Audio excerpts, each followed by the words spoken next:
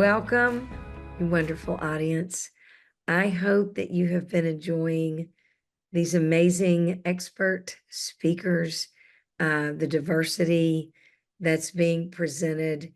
And I know you're going to enjoy the conversation today with the very wise and kind, I'm going to say that, Dr. Stephen Farmer. He is in Oregon. I don't know if you're just listening, you don't see, but if you can see us, you can see look at the trees. Oh my goodness, I'm jealous. I'm actually in a wonderful hotel room, but on a wonderful little adventure to be with my youngest. So I'm grateful to be here and thrilled that you all are here. Doc, I am so happy to see you. Oh, Carol, thank you. God bless you. Yeah. And Happy to, I'm thank you so for inviting me. excited. Oh, of course. It's really after our conversation, I just knew that as we speak to the audience today about rounding out the year during this beautiful time of Thanksgiving, towards the end of each year, um, most, some form of Thanksgiving is being celebrated in most parts of the world. Hmm. And we, of course, are here in the United States. So we have Thanksgiving and then other beautiful holidays that follow. Um, I think it would be so valuable for our audience to hear about the beautiful healing work that you do and practices that you share in that could help round out this year for all so they can get to a place of healing and groundedness and then set up and prepare for success, whatever that means to each person here. But to Right. set that up to last throughout the year, to find value in the work that we all have to do, whether it's for healing or preparation, it is work and it is a choice. I think we have to choose our hard. And Right. I believe that in healing and preparing for success, that hard has such a beautiful outcome because there's accountability and all kinds of beautiful things. So, welcome. Thank you for being here.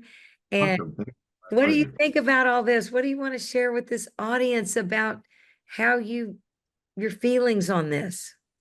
Yeah, thanks, Carol. And again, thanks for inviting me. Yeah, glad to offer my thoughts and, Yeah. consider things for people to consider about this.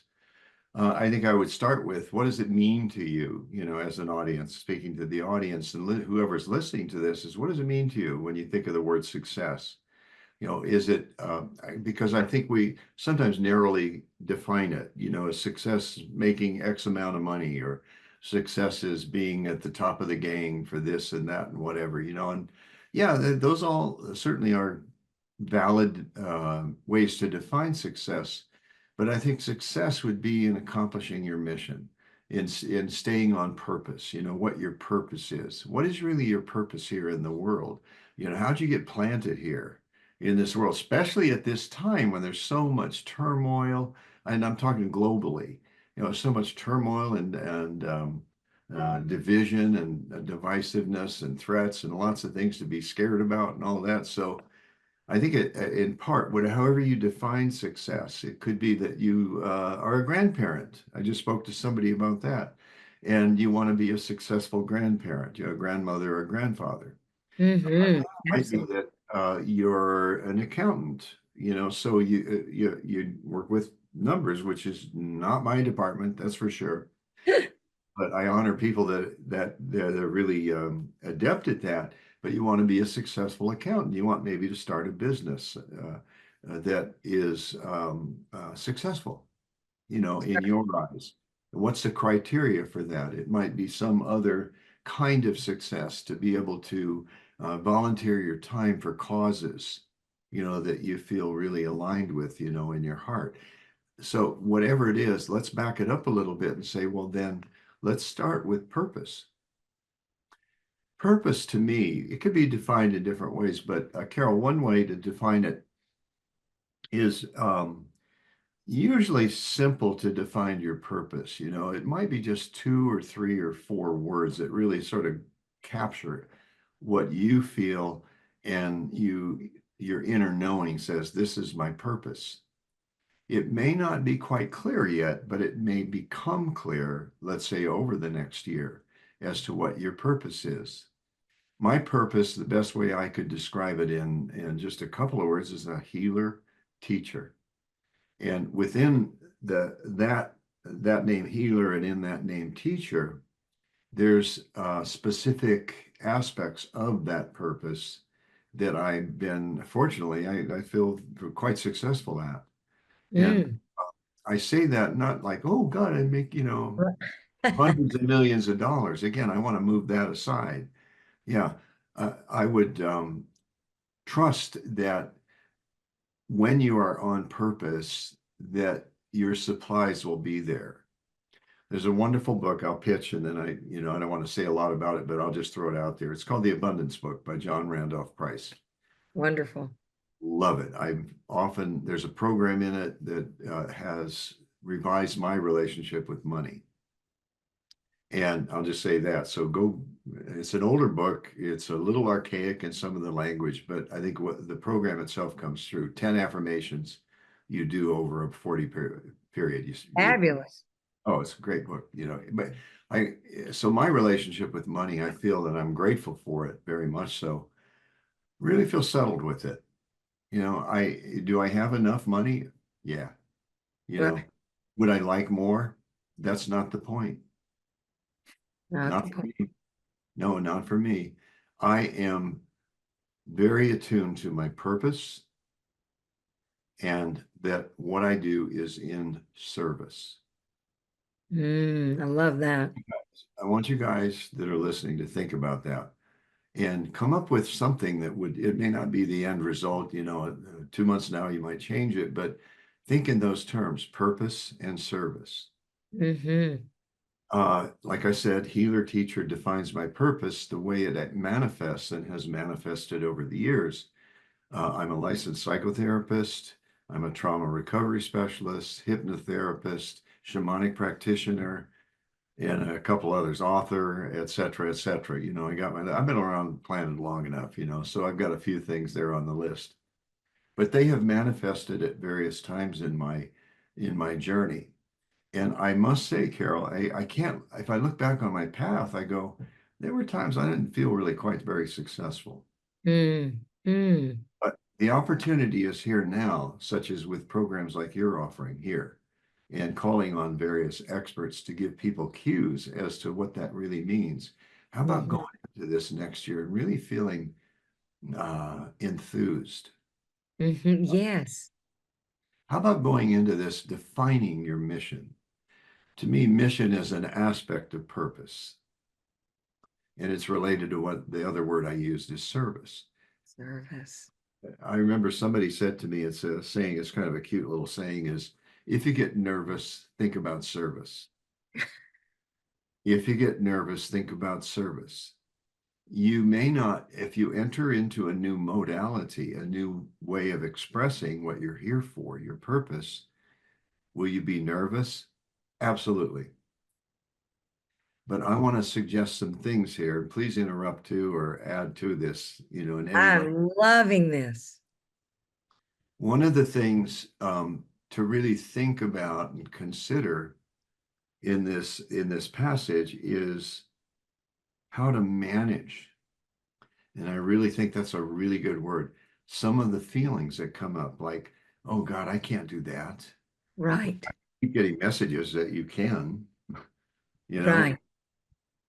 why can't Why you? does it? Yeah. Why it keeps coming up? There must be. I'm You must. afraid, oh me, I'm the sixth child of six children, and everybody always took care of me. So how can I really step into my own frame here? Yeah, Right. it's fun, but it's important, especially with the like I say, the turmoil in the world.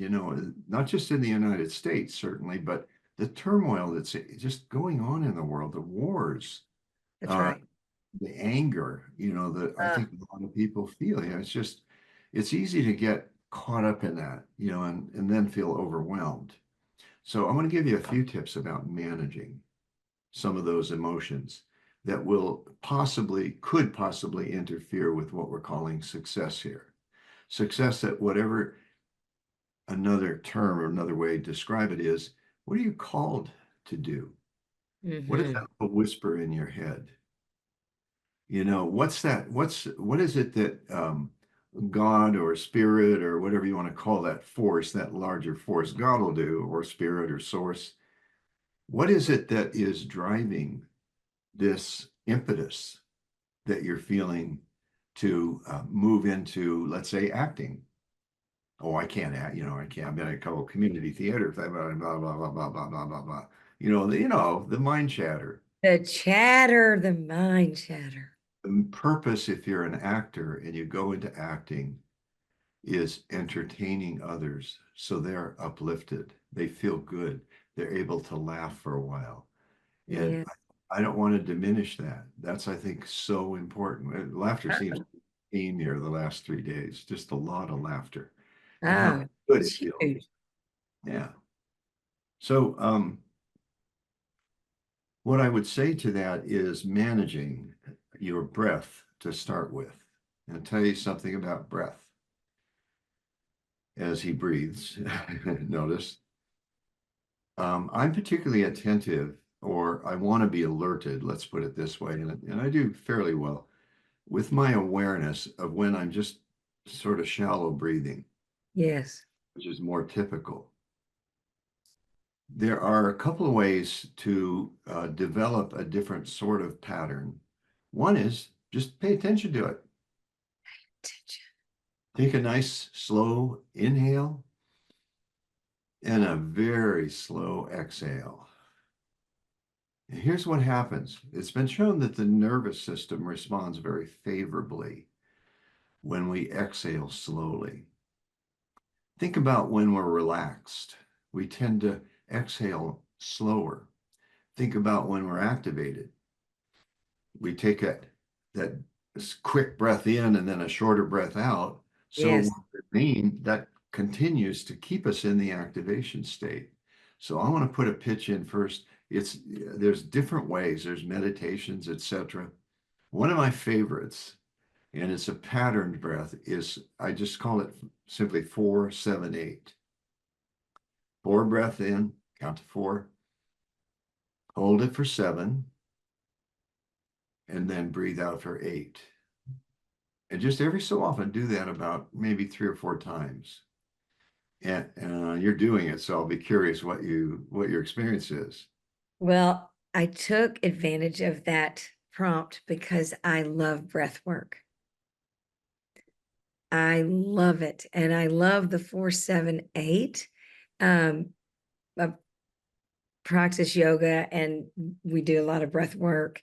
And I agree that to calm and to settle the nervous system, Yeah, and it does. and it does. Yeah, it's like Stephen Porges, Porges, if anybody wants to investigate it, polyvagal theory, having to do with the vagus nerve that runs throughout. It's a whole different kind of theory than what we've grown up with. It's the sympathetic and the parasympathetic. You're on or you're off. One or the Right. other. It's got a little more complexity than that. But you guys can research it. You can look up his or look up vagus And nerve. we'll put that link in there for everybody, at least one. There are going to be many. Yeah, so that's one absolutely important management tool. Lately, I've been calling these things management tools because a lot of people are afraid. A lot of people are either angry, afraid, or they want to hide out, withdraw, or be aggressive in some way. Yeah, there's all sorts of reactions because there's so many people in so many different ways that you might not be aware of these kind of things, these tools that are available. And so God bless you for bringing this, to the public. Well, I love that you're calling these management tools. You know, if we are able to become aware and then manage our emotions, we can make better choices, True. ask better questions, you know, as you have reminded us a couple of times, that there's a lot of turmoil globally. And, we're still seeing the effects, and the world has changed since the pandemic. It has changed in many ways. And there are a lot of people still dealing with that. I choose to look for what has happened for the good since the pandemic. For example, these conversations, these are now global conversations. And I love that the very first management tool you have shared is so simple. It can be practiced throughout the day, many times a day. Wake up, recenter when you're going to sleep, 4, 7, 8. Beautiful. Yeah. Isn't it great? Yeah. Friends modified it. She said 3-6-9, but it's basically the same idea. Is Sure. breathe in, because that's a tendency anyway to breathe in like rather quickly, especially if you're stressed. Especially if you're Uh, stressed. We sigh a lot. And notice the exhale.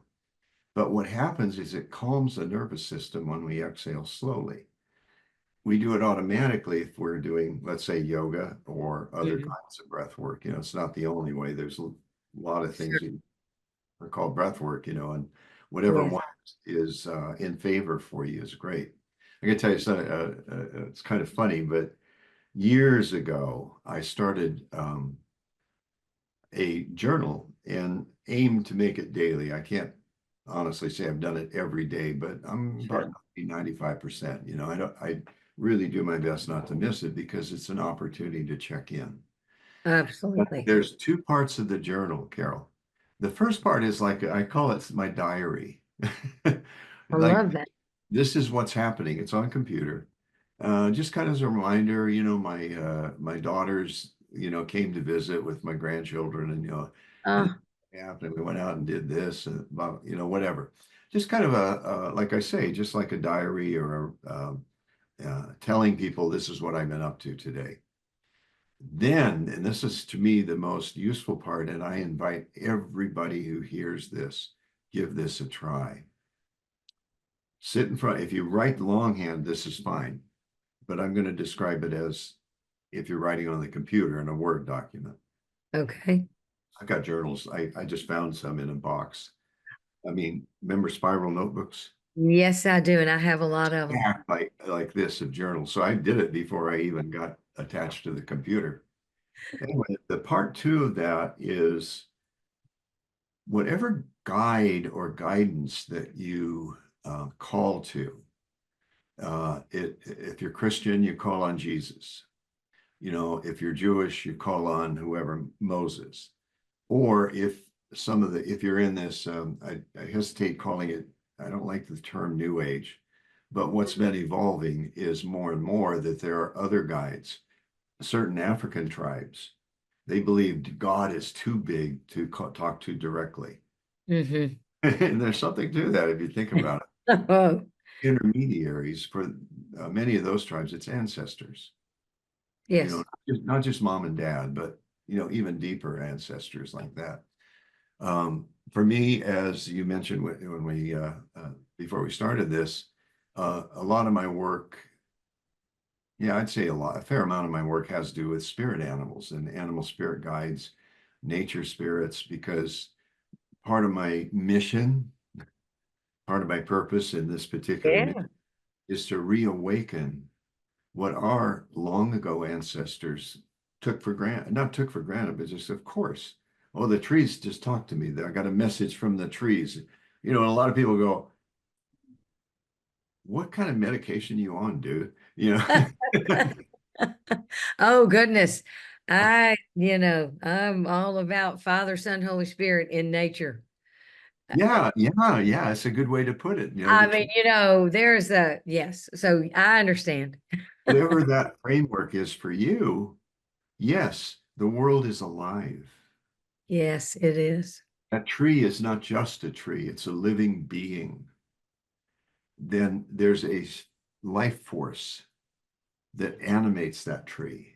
Oh, the energy. Yeah, yeah. So whatever guidance, where however you receive your guidance, Father, Son, Holy Spirit, in nature, the natural world, uh, an animal that comes your way. One of my teachings is about spirit Mm, animal. Just when an mm, animal shows up, 25 words or less, when an animal shows up in an unusual way and or repeatedly in a short space of time, that's God's way or spirit's way, if you prefer. It doesn't matter to me, but it's God's way of sending you a message.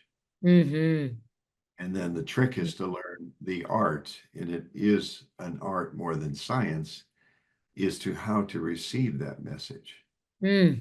and do what you ever do with it, you know. So that's a large part of it, as you well know, you know, that's a That large is work. beautiful. I mean, it's beautiful.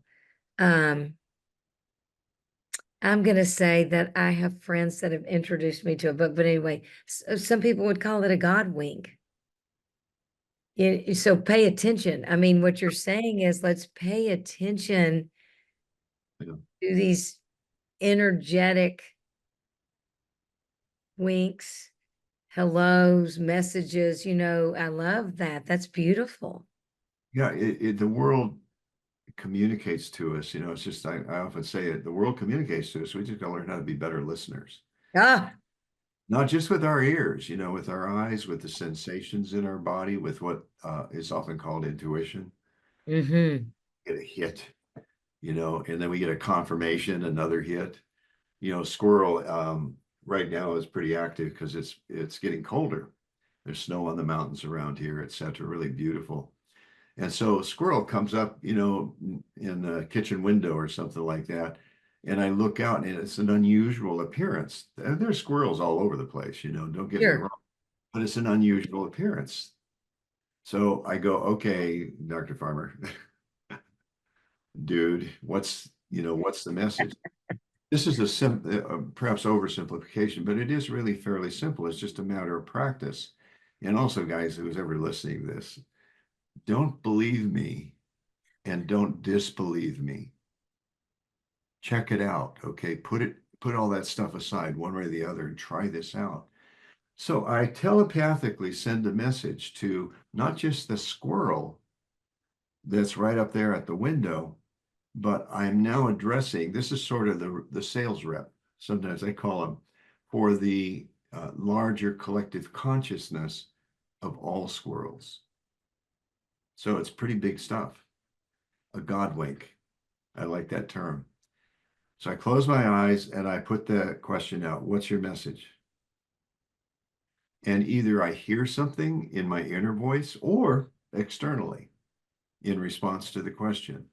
I see something, my eyes are directed a certain way, or my mind's eye, or I get a sensation in my body that has meaning. And then that gets translated to what I call intuition, which is a thought that gets triggered. Some people call it cognitive. What did Squirrel say to me? You could almost guess it. Get prepared. Something big is coming. Get prepared. The metaphor, if we look at it from that angle, is also what are they doing right now? Squirrels are getting prepared. Yes, they are. You know, Interesting. so Well, that's where a you are. but it's also much bigger than that. But that's a small example of that. And there's other ways to receive God guidance. You have a dream, you know, and you wake up and you go, that was a big dream. That Oh, So anyway, back to the keyboard thing, the journal, just very, very quickly is put my hands on the keyboards, and I'm a pretty good typist, you know, for the most part. Take a breath, you know, settle in. And again, breathing slowly out, it puts us in a receptive mode too, psychologically. So we say, okay, whatever, however you name or term your guide, what's what do you have to say? What do you have to tell me? And then bingo, the way I describe it is my fingers start typing. There's almost a dissociative characteristic to it. My ego is like over here, wow. right nearby, because I might need him to come back in A- real. Absolutely. And but then I'm typing. Wow. And I get some powerful messages, and I got to tell you what I consistently get again and again and again, relating back to this idea of management. My guides tell me, one, stand tall or sit tall. Why? The rationale, as I've looked into it, is if we collapse or if I slump, it closes down a good portion of my breathing apparatus. Yes. Number two is breathe. Stand tall, breathe. And number three is like a bingo. Keep your sense of humor. Ah, And aren't those great? They're simple. yes. Stand tall, breathe, and keep your sense of humor. I wish my mother and dad, however it all works, I bet they are hearing this and smiling about it, because I think the greatest gift, I'm one of 11 kiddos, and we all feel beyond fortunate that those were our parents. I think the greatest gift, other than our faith, and of course I say that in all respect for any and all faiths of love and light. That is how I feel. And but in ours, and then second to that, other than one another, is the sense of humor. There's not anything like it. The Correct. energy, the the breathing that goes with it, it just everything about it is a gift. Yeah, I think it's critical during these times. There's serious moments, you know. Ah, How many during the day do we have that have to be serious? right. I did about, gosh, I think 4 or 5 years of improv theater. And I love it because I'll go down to the local co-op. We got a great co-op in town, organic food and all that. I'll go down and I'll jive with the clerk.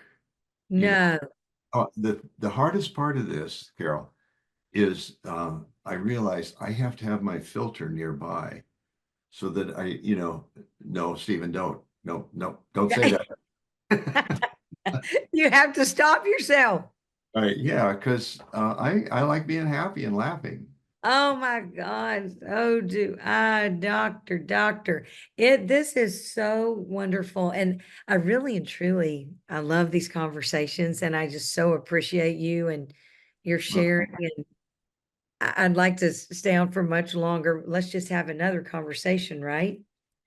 yeah, I'll tell you, I know the audience, my goodness gracious. First of all, let's all realize that the doctor has shared. You can follow Dr. Stephen Farmer many ways. And all that, those links will be there to get you to him. And thanks. how delightful to come away from this conversation thinking about management of emotions in the most simplistic of ways, with breath, to be grounded and calm, which allows us to process and plan, which also allows us to be open to receive messages from the squirrels and from Oh, the or trees. Christ, And my, yes, just these God winks, Father, Son, Holy Spirit, reminding us that, we're loved right. and we And are all interconnected. if I may just very briefly add one more, Wish if you I were to add a number four to that, it would please. community. Community. And it doesn't have to be a large community. Mm-mm. It might be 3 or 4 friends that you contact or, occasionally. Like I Mm. shared with you, Carol, I was invited to a men's group that meets once a month. Yes. And I come away from there feeling like, well, I got some people I can, I could call if I have to. And I got a Yes. longtime friend in the group. That's how I got invited. But even more than that, it's the people around you, the neighbors here. I moved here, as I said, in March. Within a week, I was invited to dinner at their Oh, house. what a blessing. And I they mean, said, that's leave the dog here beautiful. anytime. Yeah. And the guy over on this other side, same thing. He said, yeah, if you need some place to keep your dog for a little while. And I felt so welcome. So there's this, those are some variations of what I mean by community. But you know what the word you just said right there is welcome. And and I love the opportunity to talk about faith, and I'm curious about everyone's Sure. the different faiths. But in mine, the rule is love the Lord your God above all, but love your neighbor as yourself. Number two. Yeah. Yes, it's about welcoming one another, regardless of differences, maybe because of differences, so we can learn and grow and unite as community. Right. And we need unity. Let's focus on what we need, what the common, what do we share in common? What are our needs that we all share? I just think that I this agree.